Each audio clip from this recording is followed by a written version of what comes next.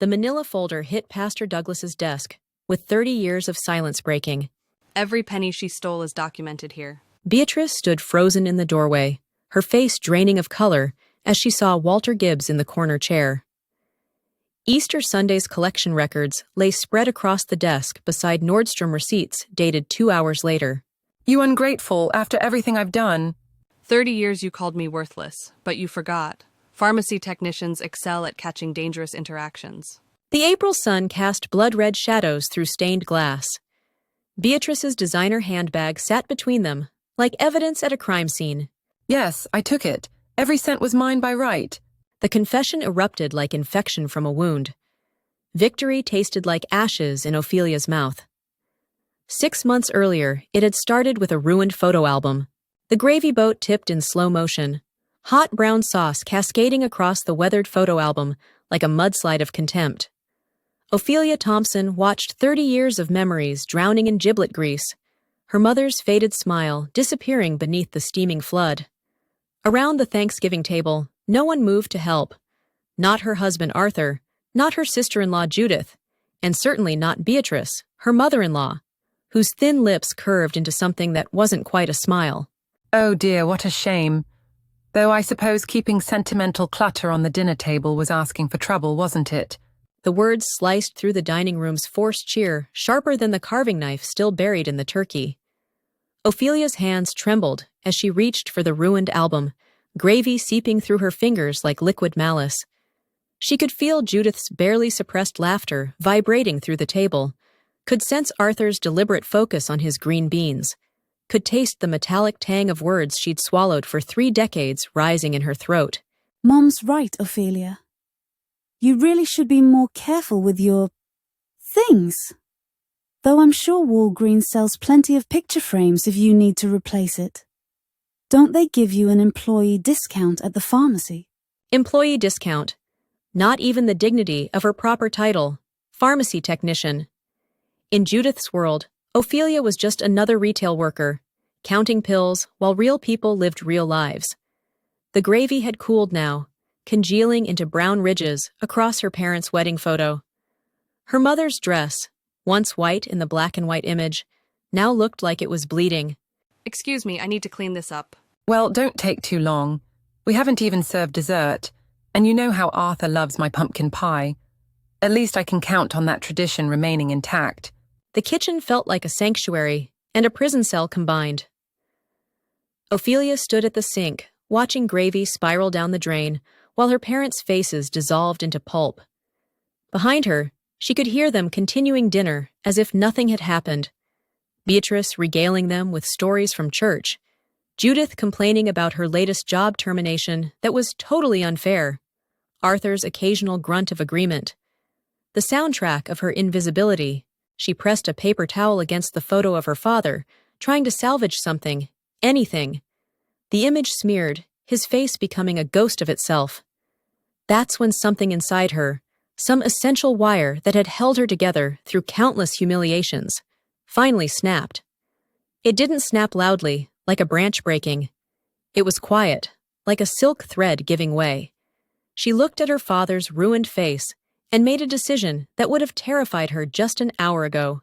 They would pay, not with violence or screaming matches or the kind of messy confrontations that Beatrice could spin into stories of her daughter-in-law's instability. No, Ophelia had spent 23 years at Harmony Creek Pharmacy, learning the value of precision, of careful measurement, of patience. She knew how to wait for the right compound to form, how to watch for drug interactions that others might miss. And she had been watching Beatrice for years without realizing it, filing away inconsistencies like pills in their designated slots. The memory surfaced unbidden. Last month, Beatrice haggling over a $3 copay for her blood pressure medication, claiming poverty while her new designer handbag, easily worth $400, sat on the pharmacy counter like a leather accusation. The Easter Sunday, when special offerings were collected for the youth mission trip, followed by Beatrice's mysterious midweek shopping spree in the city. The way she always insisted on counting the cash offerings alone at church, shooing away other volunteers with claims of their inexperience. Ophelia, Mother's serving pie. Arthur's voice from the doorway made her jump. He stood there in his comfortable cardigan, the one she'd given him last Christmas, looking like he'd rather be anywhere else. You okay? She turned to face her husband of 35 years, this man who had watched his mother and sister slowly erase her and had said nothing. His concerned expression seemed genuine, but then again, so did Beatrice's piety every Sunday morning. I'm fine, Arthur. Tell your mother I'll be right there. He hesitated, perhaps hearing something different in her tone, something that hadn't been there an hour ago. But Arthur Thompson was not a man who investigated emotional undercurrents. He nodded and shuffled back to the dining room, to his mother's pie and his sister's complaints and his own comfortable silence. Ophelia looked down at the destroyed album one more time. Her parents had been gone 15 years now, but their memory had been her anchor, proof that she had once been loved unconditionally. Beatrice had known exactly what she was doing when she'd said nothing as Judith accidentally destroyed it. This was psychological warfare disguised as family dinner, emotional violence served with cranberry sauce. She pulled out her phone, the one luxury she allowed herself, paid for with her own earnings, and opened a new note. At the top, she typed, November 28th, 2024, Thanksgiving. Below that, her first observation. Beatrice wore a new pearl necklace, said it was a gift from a church friend. Last Sunday was the special collection for the food pantry. $2,000 raised according to the bulletin. Her fingers moved with the same precision she used to count pills, documenting what she'd seen but never truly observed. The Hermes scarf at Easter. The weekend trip to Chicago after the building fund drive. The way Beatrice's stories about her financial struggles only emerged when someone else needed help, never when she was shopping. Ophelia May Thompson, we're waiting. Beatrice's voice cut through the house like a summons from God himself. Ophelia slipped the phone back into her pocket and straightened her spine. She walked back to the dining room with measured steps, her face composed into the mask of mild pleasantness she'd worn for 3 decades. She sat down to pumpkin pie she wouldn't taste, compliments she wouldn't mean, and smiled at the woman who had just declared war without knowing it. There she is. I was just telling everyone about the new renovation fund at church. Pastor Douglas says we need $50,000 by Easter. Can you imagine? Of course, those of us who truly understand Christian charity will dig deep. Every penny counts after all. Beatrice's eyes lingered on Ophelia's simple wedding ring, the same one she'd worn since 1989. Ophelia took a bite of pie, letting the sweetness mask the bitter truth she was only now beginning to taste. Beatrice Thompson, pillar of Grace Baptist Church, keeper of the offerings, guardian of the faith, was a thief. And Ophelia was going to prove it. The rest of dinner passed in a blur of forced conversation and hollow laughter. Judith monopolized the conversation with complaints about her ex-husband, her boss, her landlord, everyone who had failed to recognize her worth. Arthur retreated into himself, occasionally surfacing to agree with whatever his mother said. And Beatrice presided over it all like a benevolent dictator, dispensing judgments disguised as concern. As they cleared the table, Ophelia found herself in the kitchen with Judith, who was picking at the turkey carcass with her fingers, shoving pieces into her mouth while scrolling through her phone. God, I need a vacation. Maybe Mom can help me out after Christmas. She always gets that bonus from the church board. Must be nice. Having someone who actually appreciates your work, right? Bonus from the church board. Ophelia filed that away too. Another piece of a puzzle she was only beginning to see had been in front of her all along. She dried dishes methodically, each plate and fork receiving the same careful attention she gave to filling prescriptions. No mistakes, no miscounts, no room for error. Later, as Arthur drove them home through the quiet streets of Harmony Creek, Ophelia stared out at the houses decorated for Christmas already, their lights twinkling like promises of happiness that never quite delivered. Her husband hummed along to the classic rock station, oblivious to the revolution brewing in the passenger seat. That wasn't so bad.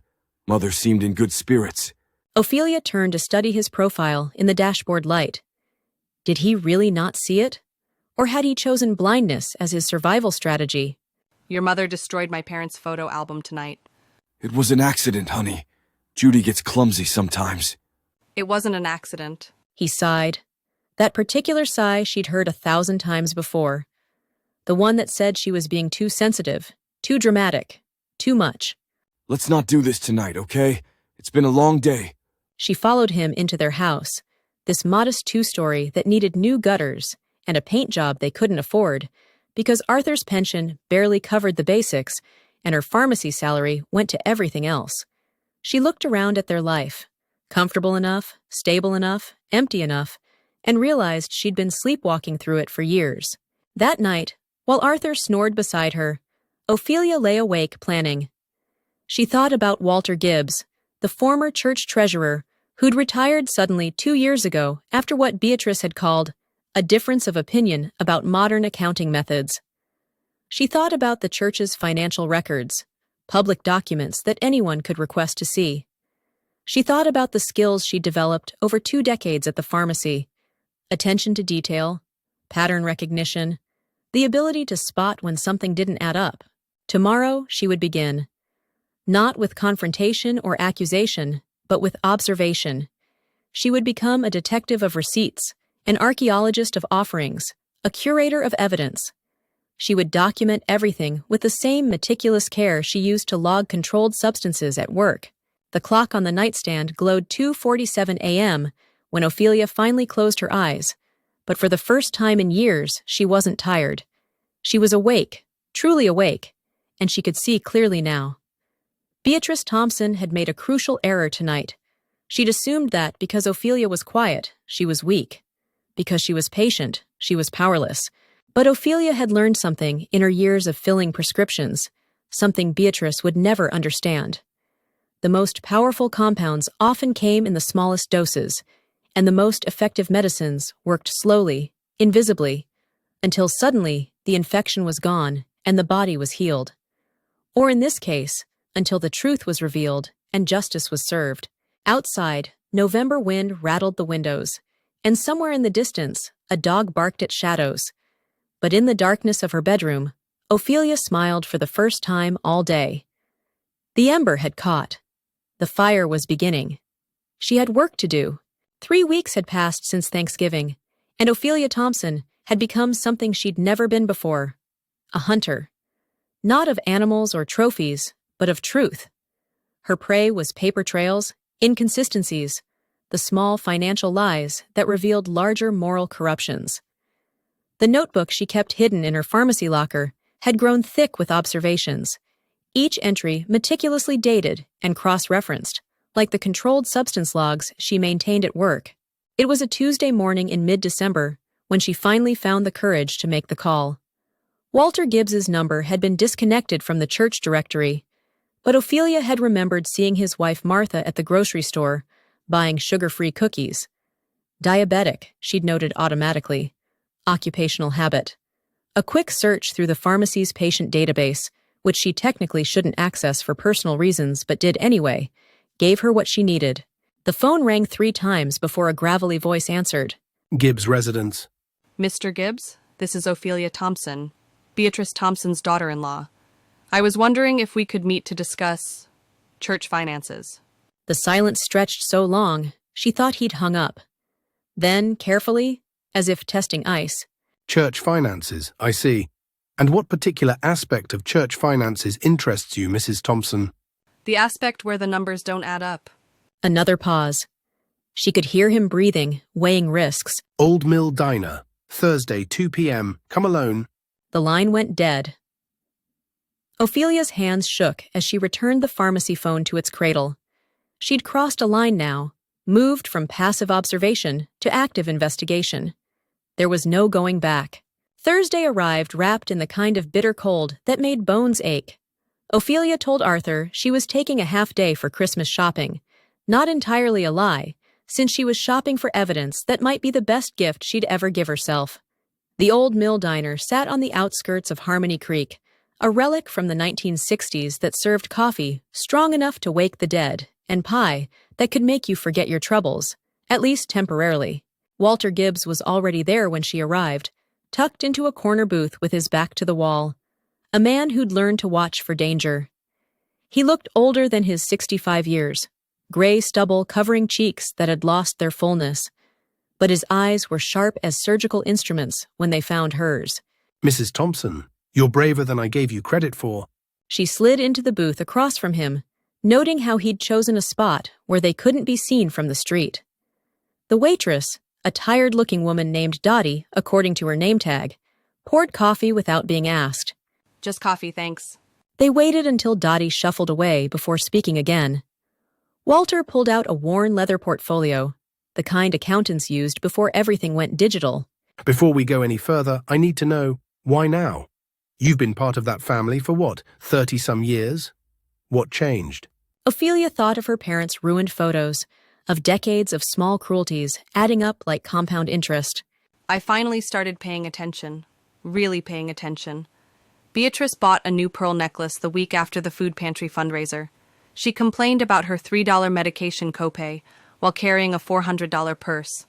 And she always insists on counting the cash offerings alone. Ah, you've noticed the pattern. He opened the portfolio, revealing photocopied bank statements, handwritten ledgers, receipts sorted by date. It was beautiful in its organization, like a symphony of evidence. I was church treasurer for 12 years. Loved that job, felt like I was serving God and community. Then about 3 years ago, I started noticing discrepancies. Nothing huge at first, $50 here, $100 there. Always from the cash offerings, never from checks that could be traced. He pulled out a specific sheet, covered in red ink annotations. Easter Sunday 2022. Cash offerings totaled $3,400 according to my count. But when I checked what Beatrice deposited, she'd taken over the actual bank runs, said it was to help lighten my load. Only $2,900 made it to the account. When I questioned it, she said I must have miscounted. Made a big show of concern about my declining attention to detail at my age. She gaslit you. That's exactly what she did. Started telling people I was making mistakes, getting confused. By the time I realized what was happening, she'd already poisoned the well. Pastor Douglas suggested I take early retirement for my health. What could I do? I had no proof she was stealing, just that money was missing. Ophelia studied the documents, her pharmacy-trained eye catching patterns immediately. The thefts weren't random. They increased around holidays, church renovations, any time there would be larger than normal cash collections that could hide missing funds. How much do you think she's taken? Over the 3 years I tracked it, at least 15,000, probably more. But here's the thing, I could never prove it was her. She was too careful. Never took enough to trigger an audit, always had explanations for any discrepancies. He leaned forward, his coffee forgotten and cold. But you have something I didn't have. You see her spending the money. You can connect the dots between what goes missing and what she buys. I've been documenting everything. Every purchase, every complaint about money when it suits her, every luxury that appears after a church fundraiser. Walter smiled for the first time, a bitter expression that didn't reach his eyes. She destroyed my reputation to cover her sins. Made me look like a senile old fool who couldn't count money anymore. My wife still won't go to church because of the humiliation. He pushed the portfolio across the table. These are copies of everything I have. Bank records, deposit slips, my personal notes from when I was treasurer. It's not enough on its own, but combined with what you're gathering. It could be enough to expose her. The question is, what do you want to do with it? Go to the police? The church board? The newspapers? Ophelia hadn't thought that far ahead. She'd been so focused on gathering evidence, she hadn't considered the endgame. But now, looking at Walter's defeated posture, she knew. This wasn't just about her anymore. I want her to confess, in front of everyone who matters. I want her to feel what she made you feel, what she's made me feel for 30 years. Powerless, worthless, invisible. That's a dangerous game, Mrs. Thompson. Cornered animals are unpredictable. I've been cornered my whole married life. I know exactly how dangerous it is. They spent another hour going through the documents, Ophelia taking photos with her phone, creating digital backup of everything. Walter explained the church's financial procedures, the weak points where someone could skim funds, the ways Beatrice had manipulated the system. It was masterful in its simplicity. Hide in plain sight, steal in small amounts, destroy anyone who questioned you. As they prepared to leave, Walter caught her arm gently. Be careful. Beatrice Thompson is beloved in this town. She's built her whole identity on being the perfect Christian woman. If you threaten that image, she'll do anything to protect it. What's she going to do? Ruin my reputation? Make me look like an incompetent fool? She's been doing that for 3 decades. The difference is now I'm fighting back. The drive home felt different, charged with purpose.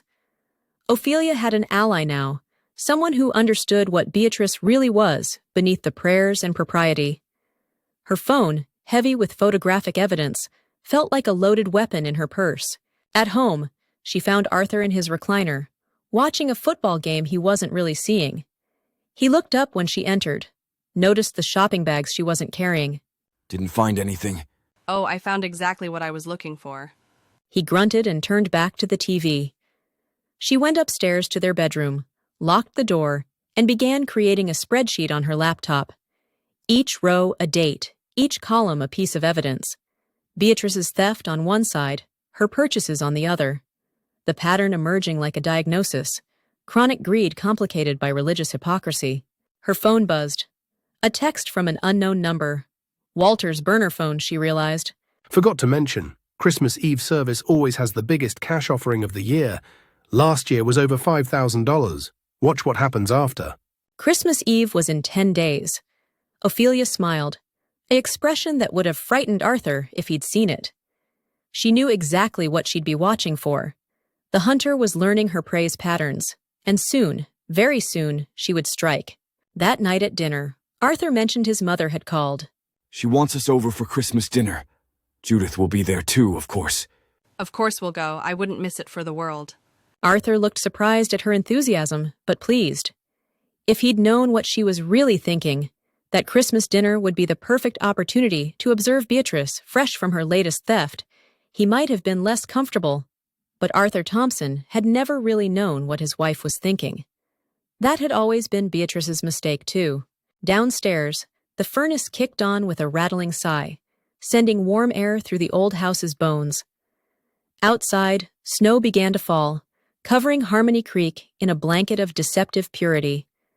But beneath the white surface, the ground was frozen hard, and seeds planted in darkness were beginning to grow. Ophelia opened her notebook and made a new entry. December 19th.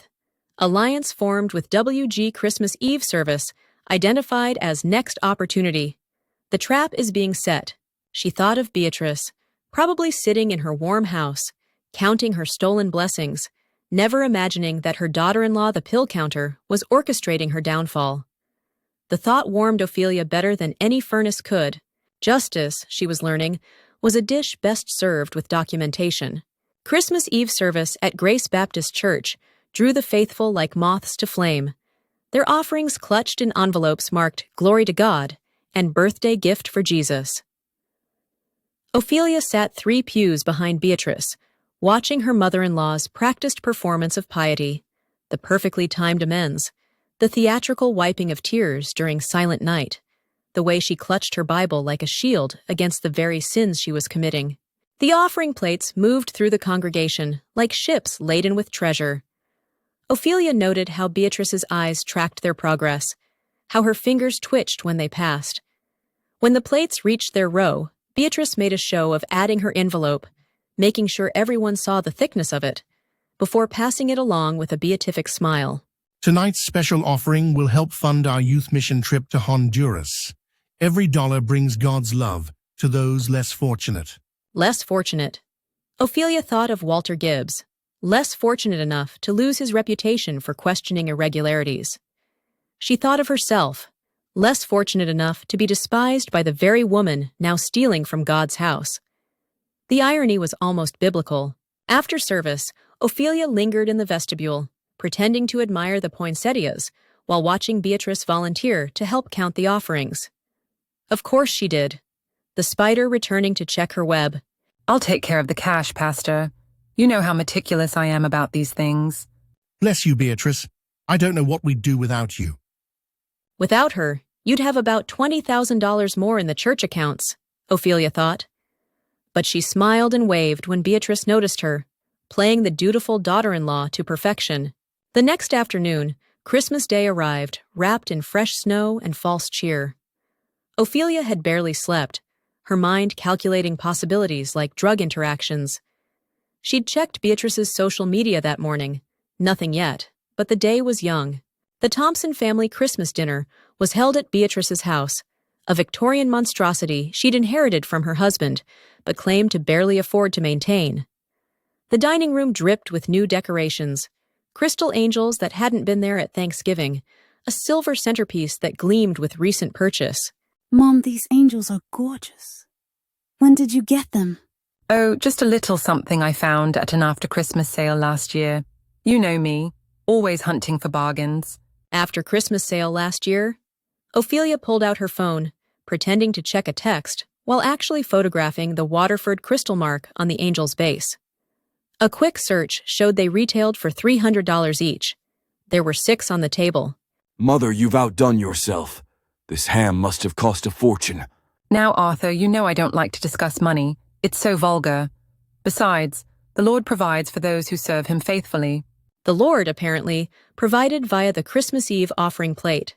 Ophelia excused herself to help in the kitchen, where she found something even more interesting, a receipt sticking out of Beatrice's purse on the counter.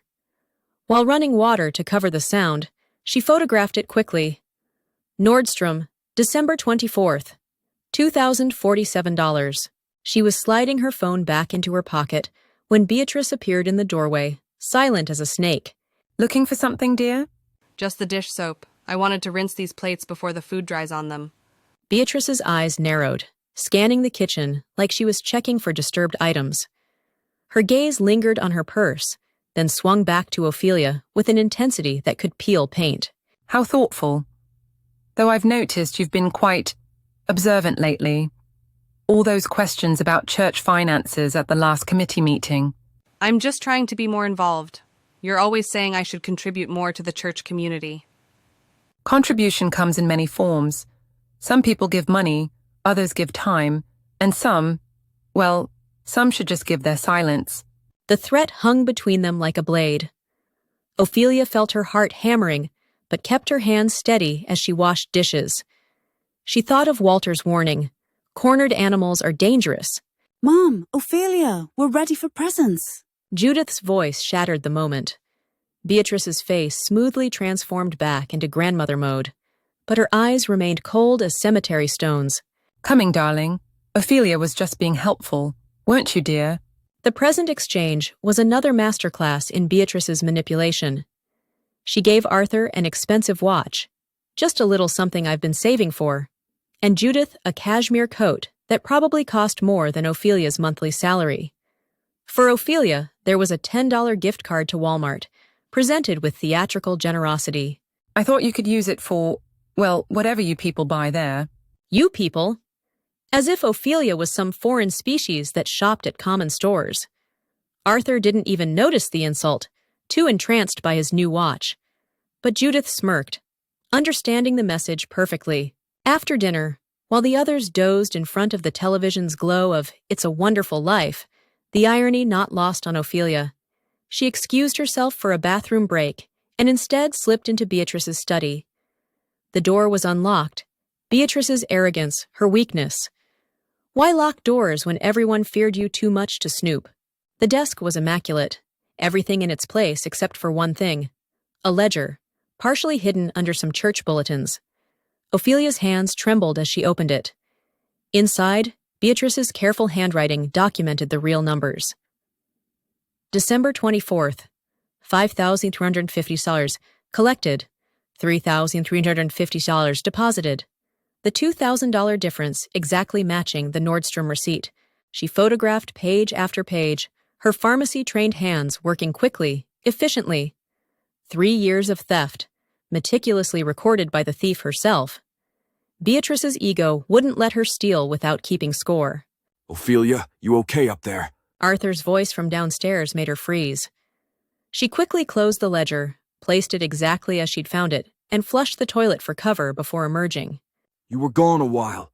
Mother was starting to worry. No, she wasn't worried. She was checking. Ophelia could see it in Beatrice's eyes when they returned to the living room, the calculating look of a predator sensing something amiss in its territory.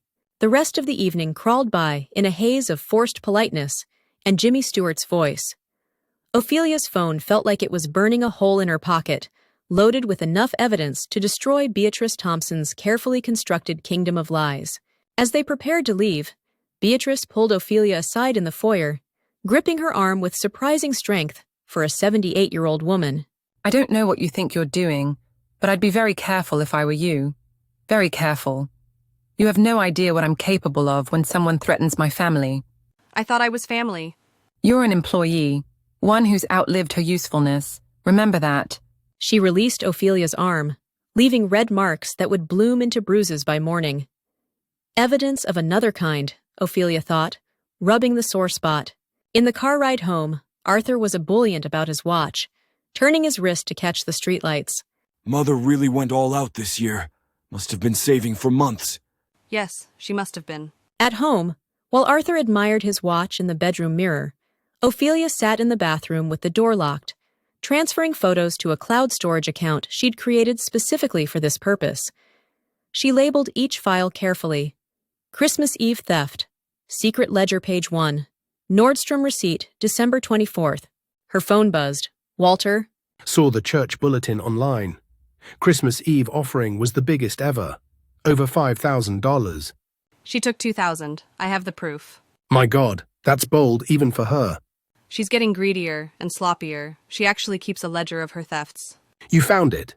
Photographed every page. Walter, we have enough. Then the question becomes when and how. She knows you're onto her, doesn't she?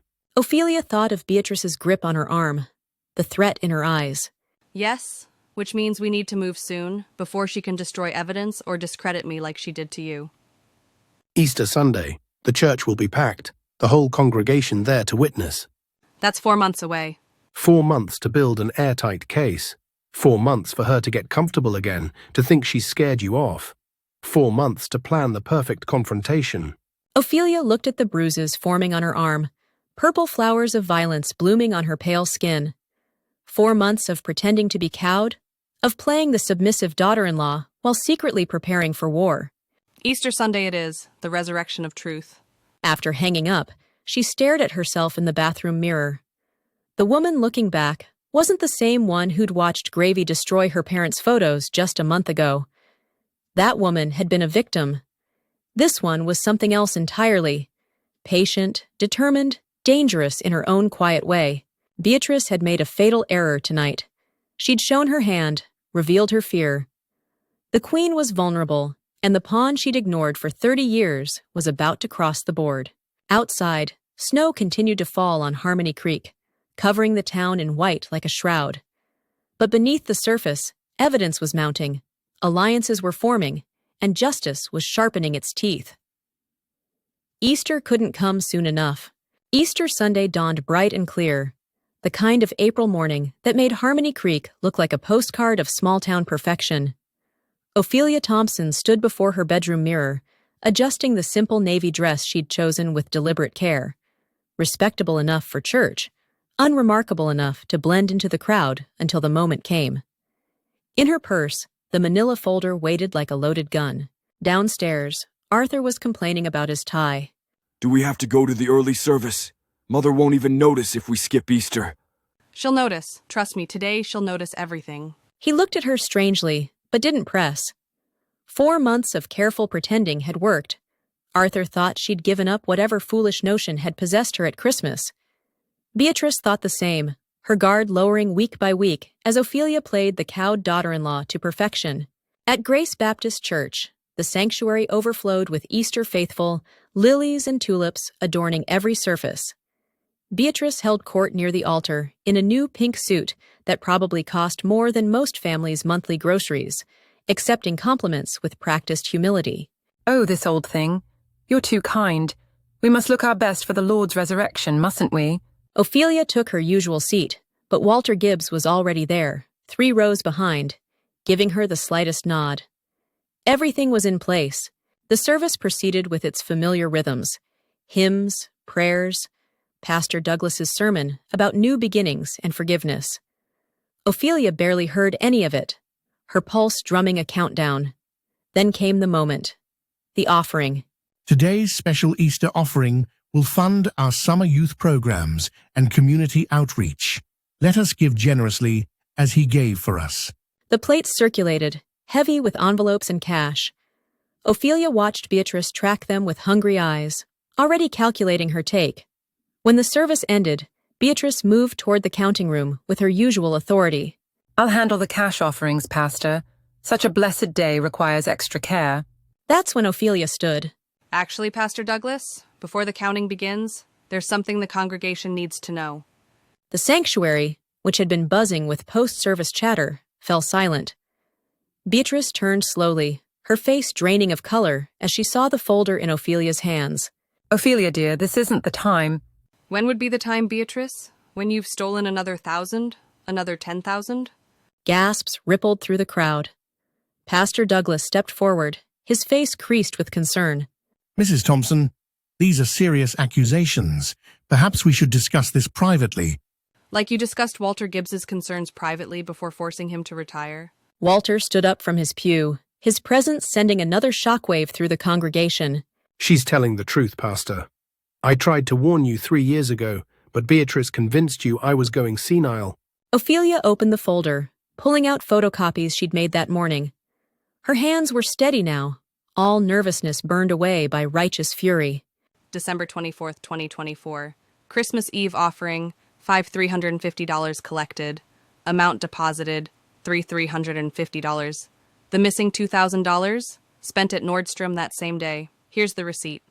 She held up the photocopy for everyone to see. The congregation pressed closer, a mixture of disbelief and morbid fascination on their faces. April 15th, 2023. Easter offering, $4,200 collected.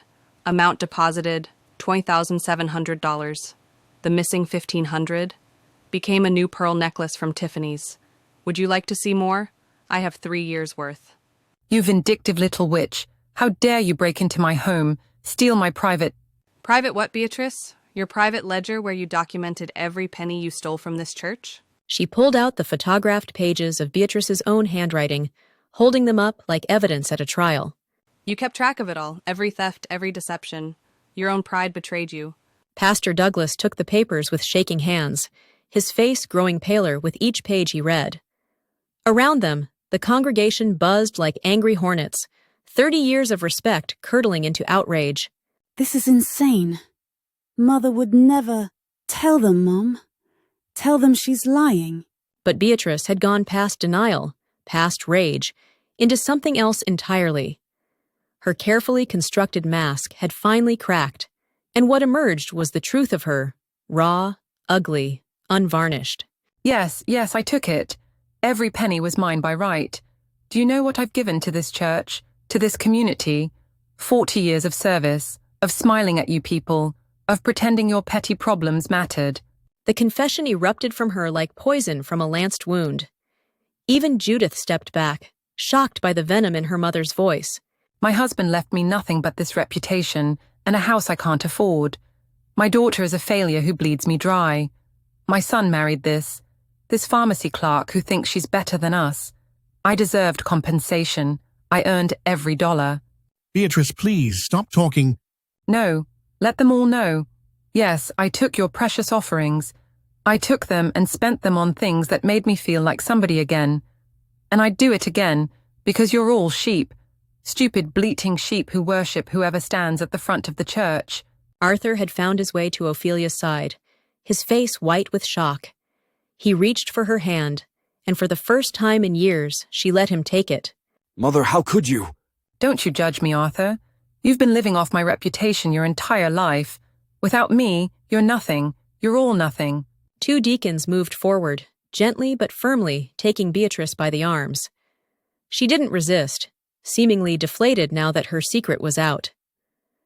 Judith followed, weeping theatrical tears that no one believed were genuine. The church board will meet immediately. The police will need to be involved. Mrs. Thompson, Ophelia, we'll need all your evidence.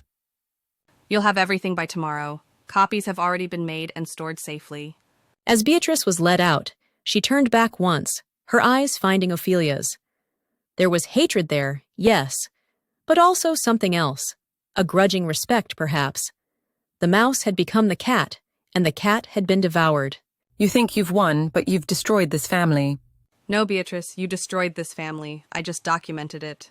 The sanctuary emptied slowly, people unsure whether to comfort or condemn, most choosing to simply leave. Walter Gibbs approached, his eyes bright with vindication. You did it. You actually did it. We did it. Thank you for believing me, for helping me. Thank you for finishing what I couldn't. My reputation might never fully recover, but at least the truth is known. Arthur stood beside her, still processing the tsunami that had just swept through his life. His mother, exposed. His sister, complicit. His wife, revealed as stronger than he'd ever imagined. Ophelia, I don't know what to say. I should have protected you from her. All these years. All these years are over now. The question is what comes next. They walked out of the church together into the bright Easter morning.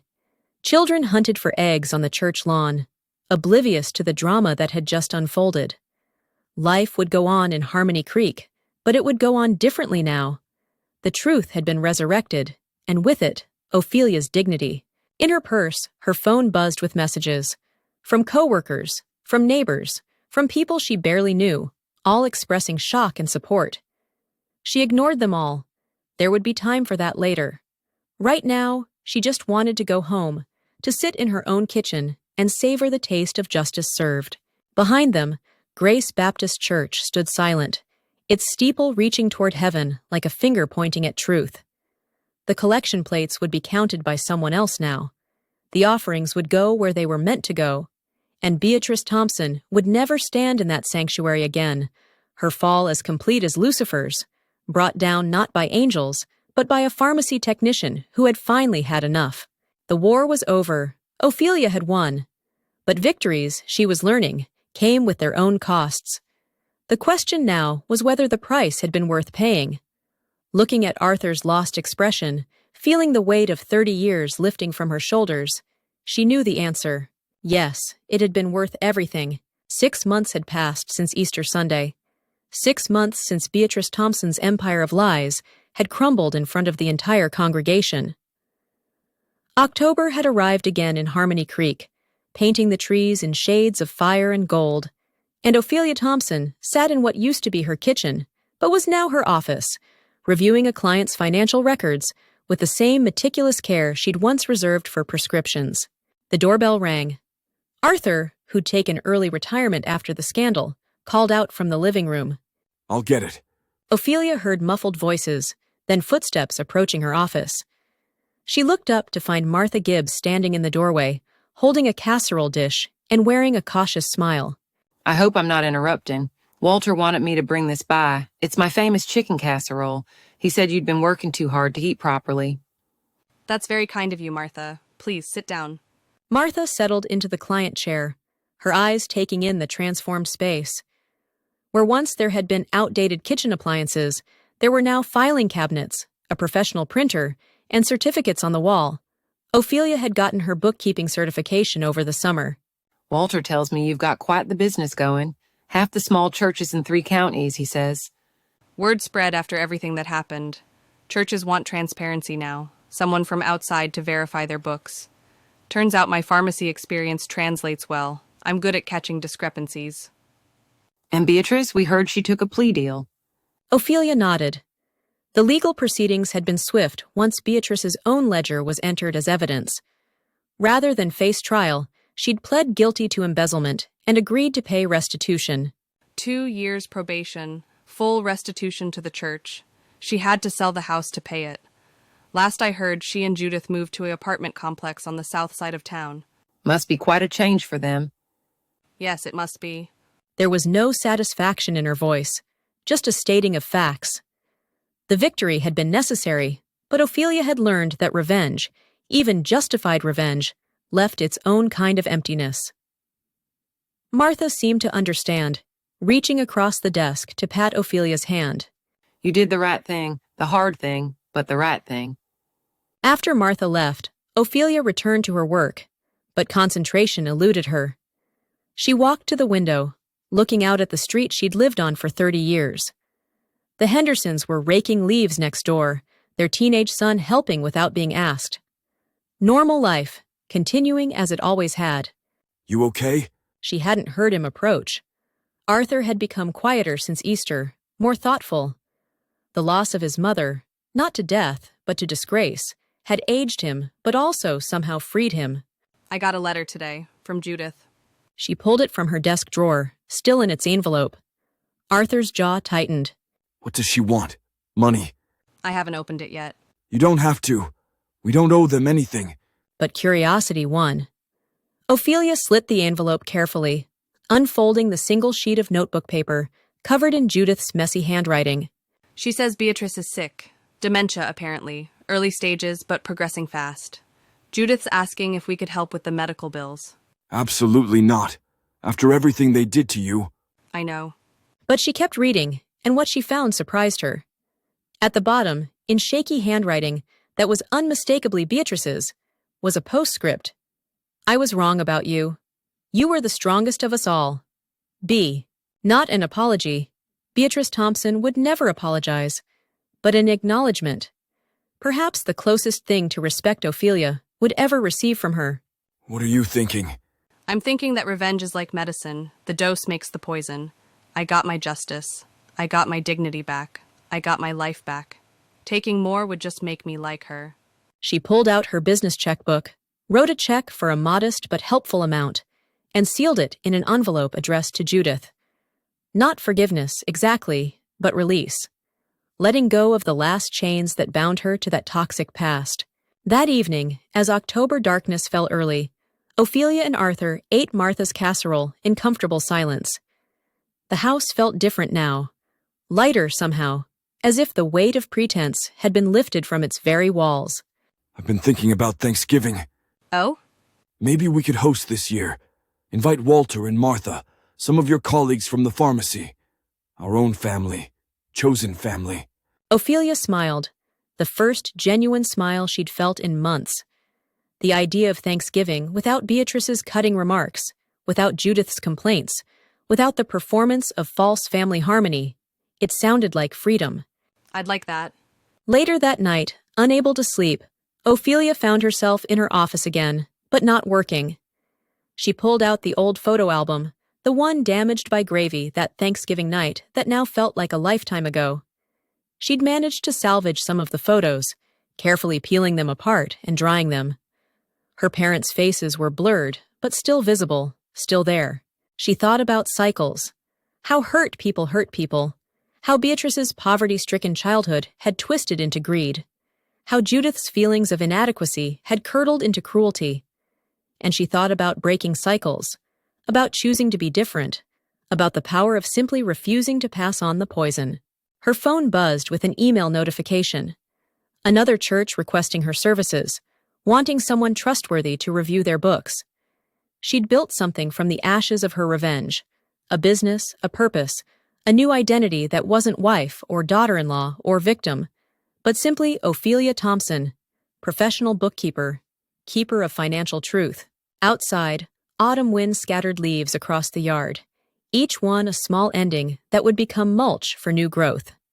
Ophelia closed the album gently, returned it to its shelf. The past was preserved, but no longer ruling her present.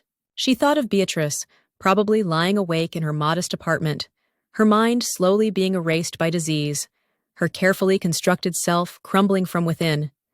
There was no satisfaction in that image, only a kind of sad symmetry. Everyone faced their own reckoning eventually. Arthur appeared in the doorway, backlit by the hallway light. Come to bed, it's late. In a minute. But she stood immediately, switching off her office light. The work would be there tomorrow, and the next day, and the day after that. She had built something sustainable now, something that helped others while helping herself. As she passed through the kitchen, she noticed Arthur had already started a list for Thanksgiving dinner. Turkey, stuffing, cranberries, all the traditional items, but with "no gravy boats" written at the bottom and underlined 3 times. She laughed, really laughed, for the first time in so long. This was what victory really looked like. Not the dramatic confrontation in the church, not Beatrice's public humiliation, But this quiet evening in October, planning a dinner with people who actually cared about each other, building a business that mattered, laughing at inside jokes with a husband who'd finally learned to see her, the ember that had caught fire that November night had burned through everything false, everything toxic, everything that wasn't truly hers. What remained wasn't ash, but purified gold. A life, finally, fully her own. Ophelia Thompson went to bed that night, not as a victim or a victor, but simply as herself. And that, she realized, was the greatest triumph of all. Thank you for listening to this complete audiobook. If this story touched you, please subscribe and like this video to support more quality audiobook content. Share your thoughts in the comments. We read every single one. Hit the bell for notifications about our next story. See you in the next audiobook.